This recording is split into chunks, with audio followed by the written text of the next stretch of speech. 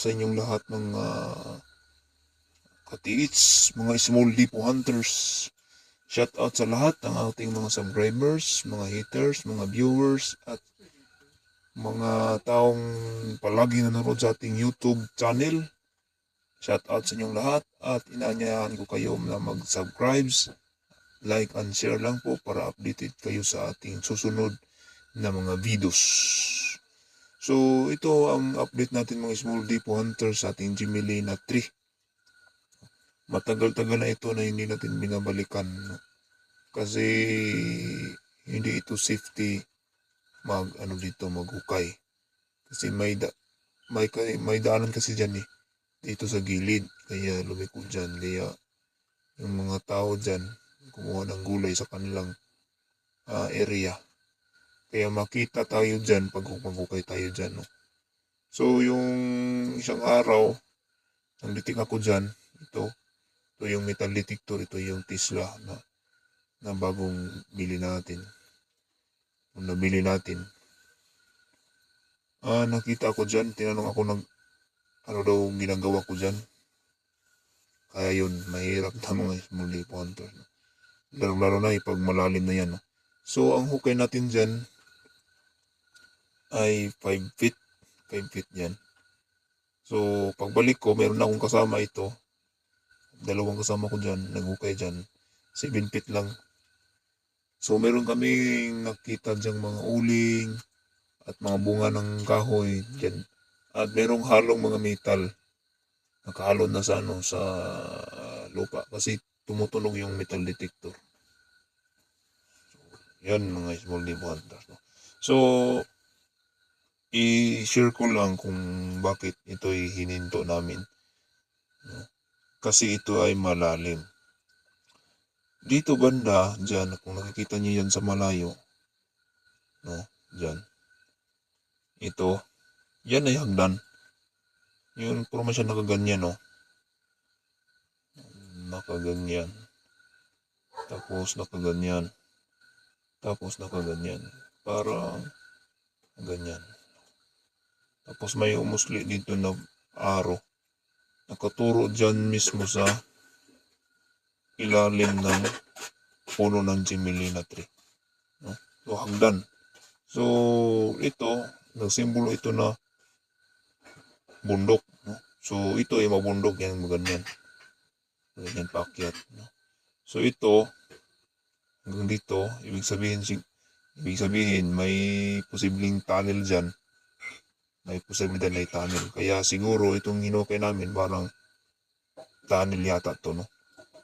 So, dito mga small deep hunters, dito banda, dyan, may turtle sign dyan nga ba to?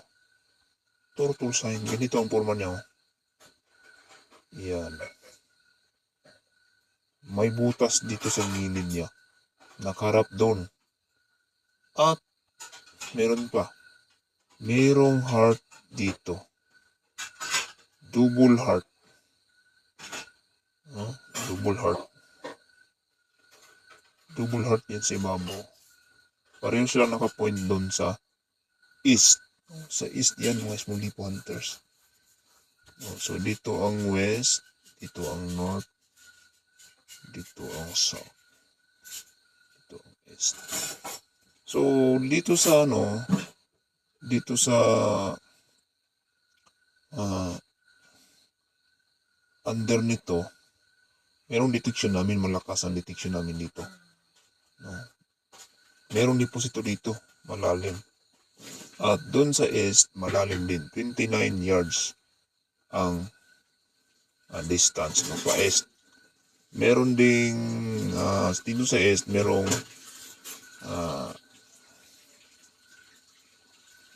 iba. Iba na old tree na iba.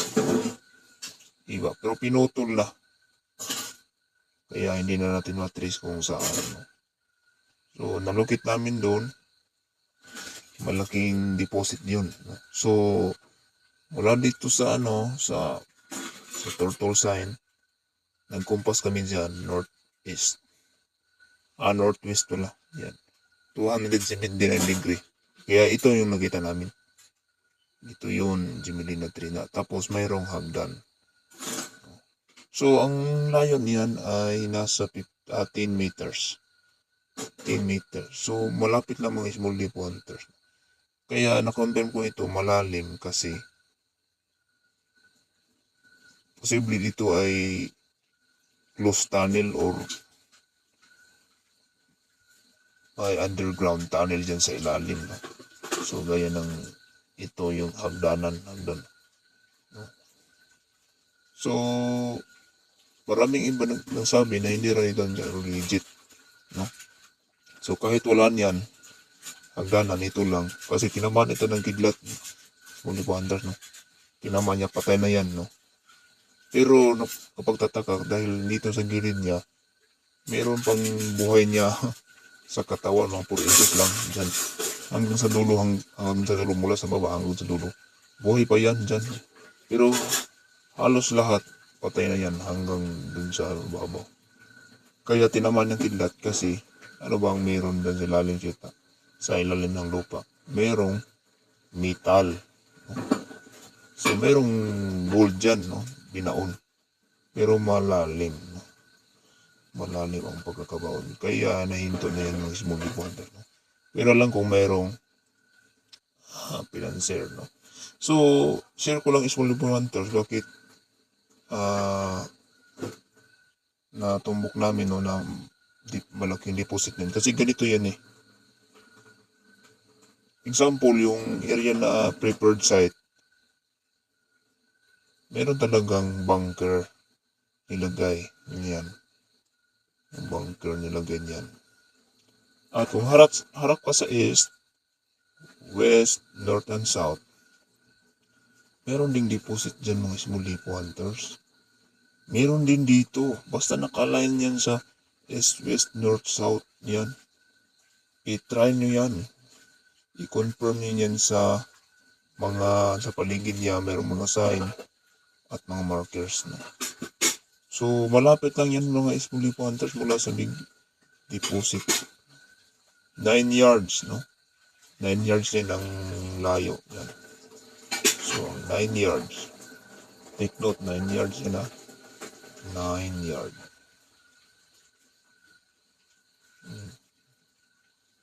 9 yards, no? So, kung 9 yards dito, sample number 1. Dito number 2, 9 yards pa rin. At ganoon din dito sa number 3 at sa number 4. No? So, yan. No? So, pinakauna-una ito number 1. Bunker. Number 2. Yan. Yan ay mga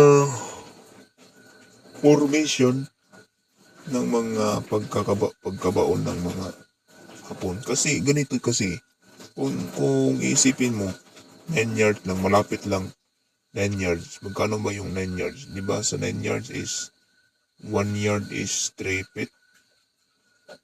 3 feet ba yun? No. So, example, 1 yard.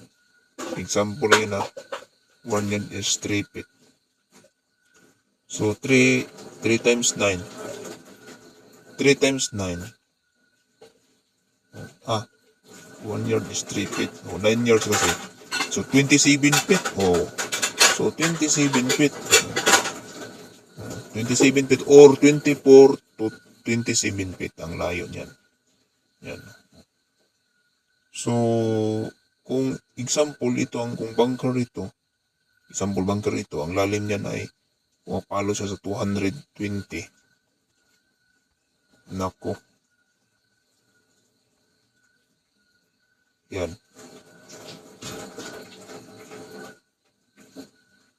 220. Example, 220 o 210 feet. Dito, pumalo niya ng 170 to 180 feet.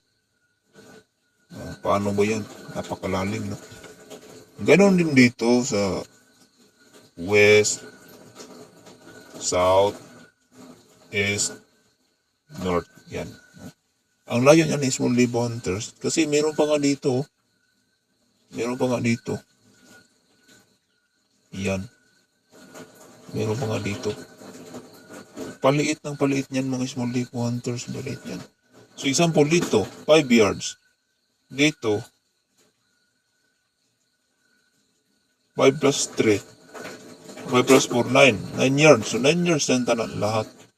Yan, 9 yards. Meron pang isang deposito niyan mga small lipo hunters. Meron pang deposito dyan. Yan. 5 yards. So equivalent 9 yards. 27 feet o to 29 feet. So, ang pagbaw nila yung small lipo hunters, ganito kasi yan. Nakaimbudo niyan eh, kaimbudo yun. Kung nakakita kayo ng sahin na letter V, ayun. Yan ang posisyon ng tunneling system yan. No? Yan. So, example, bakit ganon ang pagukay nila? Kasi, yung maraming mga Pinoy na mga bihag nila, sila yung pinahukay nila, kaya kapahukay sila ng malalim. No? Ganito kasi sila maghukay eh. Ganito. Pag ganon, ganyan. Ganyan mga small lipo hunters. Yan. Dito yung big deposit. No? Ang medium deposit nandito. Yan. Nandito. Paliit yan mga small lipo hunters. Paliit yan. No, yan. No. At iisa lang yan ang binaon. No. Ang wide yan, mula sa baba, example dito, may ultri dito. Tapos may pagong. Tapos dito may ultri din. Meron din dito. At merong mga sign dyan nakalagay. So kung isip-isipin nyo yan, kung ang layo niyan sa ultri na may pagong, nakaturo doon, isipin mo yan, pumalo yan ng 30 meters na wide. Malaki ang kanilang paghuhukay mga small lipo hunters. No? Malaking deposit yan. Kaya hindi basta-basta ang mga engineering batalyon na gumawa yan. Naka-engineering system yung mga pagbaon nila. Kaya hindi basta-basta pag yan ang tutukoy no, paghukay. Importante na meron kayong sapat na panahon, sapat na pera at equipment para hukayin itong binaon dito na malaki. Kaya kung example dito ay 210, balik natin 210 feet. So dun sa malapit niya, example ganito, yan, naka-align yan, 200 feet, 10 feet. Dito, bumalo yan ng 180 feet. Naku, meron ba dyang deposit yan dito? Dito banda. Paliit ng palit niyan hanggang dito. So dapat duminstansya kayo dito sa mula sa big load. Dapat i-confirm niyo, ma-detect niyo ng big load, big deposit. Kasi malakas ang aura nito mga small lipo hunters. Malakas ang aura niyan, no? Malakas ang detection niyan, no? Malakas at ang layout niya malaki ang item. Kaya lumayo kayo diyan mga small lipo hunters, no?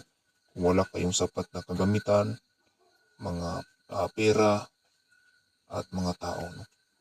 So hindi dapat basta-basta mag-operate. So mula dyan, kumpas kayo, eksakto talagang kumpas kayo mula dito hanggang dito.